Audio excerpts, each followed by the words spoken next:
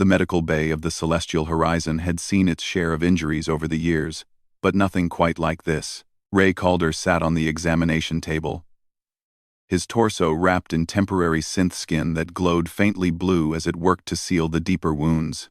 Blood, both red and an iridescent purple, stained what remained of his torn shirt. The ship's medical officer, a Valkorian with 4 precise manipulator arms, worked methodically with the suture laser. 217 stitches, the doctor muttered, her translator chip rendering the clicks and whistles into standard galactic common. In my entire career, I have never seen a sapient survive an encounter with a Carthax ravager, let alone one fought bare-handed. Ray winced as another laser suture sealed a gash across his shoulder. Didn't really have a choice, Doc. Tenger. The story had already spread through the colony ship like wildfire. Humans, the newest members of the Galactic Coalition, were known for their unusual physiology and strange behavioral patterns. But this defied all conventional wisdom about survival instincts. It had happened in Biodome 7, one of the ship's carefully maintained wilderness habitats, designed to give the crew's carnivorous species a place to hunt and exercise their predatory instincts in a controlled environment. The Carthax, a species of towering, 6-limbed apex predators from a death world, even by galactic standards, used the dome for their young to practice hunting on introduced prey. Theric, a security officer aboard the ship, had brought his 2 cubs to the dome for their first supervised hunt. At 400 kilograms of scaled muscle, retractable claws, and serrated teeth, Tharic was an imposing figure even among his own kind. His cubs, though only adolescents, were already the size of Earth lions. The breach happened without warning. A malfunctioning atmospheric seal in Section 12 had allowed a ravager, a parasitic predator that had somehow stowed away in the ship's cargo hold weeks earlier, to slip into the biodome. The creature was nightmare fuel. 8 meters of writhing, armored segments, each lined with razor-sharp appendages, and a maw that could swallow a grown Valkorian whole. Ray had been conducting a routine botanical survey in the dome's forest section when he heard the screaming. Not the screams of prey, but the high-pitched distress calls of Carthax cubs. He found them cornered against a rocky outcropping, their natural weapons useless against the ravager's armored hide. The creature had already wounded one of them, purple blood streaming from a gash on its flank. The cubs were large, fierce by most species standards, but they were young, inexperienced, terrified. Ray didn't think. Humans rarely did in moments like these, he would later reflect. Some deep, ancient part of his brain, the part that had once defended helpless young from saber-toothed cats and cave bears, simply took over. He charged. The ravager turned, its compound eyes fixing on this new threat. To the creature's predatory instincts, Ray was laughably small. Barely 70 kilograms. No natural weapons. No armor. Easy prey. The ravager learned the hard way that humans were persistence hunters who had climbed to the top of Earth's food chain not through strength, but through sheer, unrelenting audacity. Ray hit the creature like a meteor, fingers digging into the gaps between its armored segments.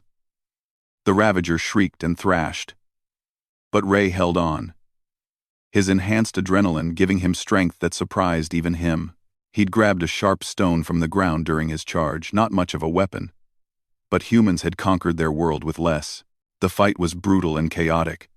The ravager's appendages sliced through his arms, chest, and back. Each cut burned like fire. But Ray's pain tolerance, another quirk of human evolution, kept him fighting. He stabbed at the creature's joints, its eyes, anywhere vulnerable. When the stone shattered, he used his bare hands, his teeth, anything. Theric arrived 3 minutes later, having heard the commotion and abandoned his own hunt. What he found would be seared into his memory forever. A human, covered in blood, straddling a dying ravager, still pounding at its skull with a rock, even as the creature's movements had ceased. The cubs huddled behind Ray, safe. "You saved my children," Theric said now, standing in the medical bay doorway. The massive Carthax had to duck to enter, his scales clicking softly as he moved. In his culture, such a debt was sacred beyond measure. Ray looked up, exhausted. "They're just kids. Couldn't let anything happen to them. Just kids." Theric repeated the phrase, his translator struggling with the casual human idiom. You nearly died for offspring that are not your own. Not even your species. Yeah, well, Ray tried to shrug, then immediately regretted it as pain lanced through his shoulder. That's kind of what we do. The medical officer finished the last suture and stepped back, examining her work with professional satisfaction. You should be dead. Your species' healing factor is remarkable. But this. She gestured at the network of sealed wounds covering his body. This is beyond remarkable. This is insane. We get that a lot, Ray said with a weak grin.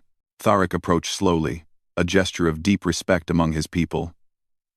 He lowered his massive head, bringing his eyes level with Ray's. The Carthax have a saying. A warrior is measured not by the enemies he defeats, but by the innocents he shields. You are a warrior, Ray Calder. My clan is in your debt. Ask, end quote. No debt, Ray said, shaking his head. Just make sure those cubs grow up strong, okay? As news of the incident spread beyond the celestial horizon to the wider galactic community, it sparked countless debates.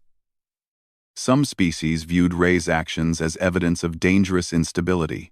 Others saw it as proof that humans, despite their physical limitations, possessed something invaluable, an irrational, beautiful willingness to stand between the helpless and harm.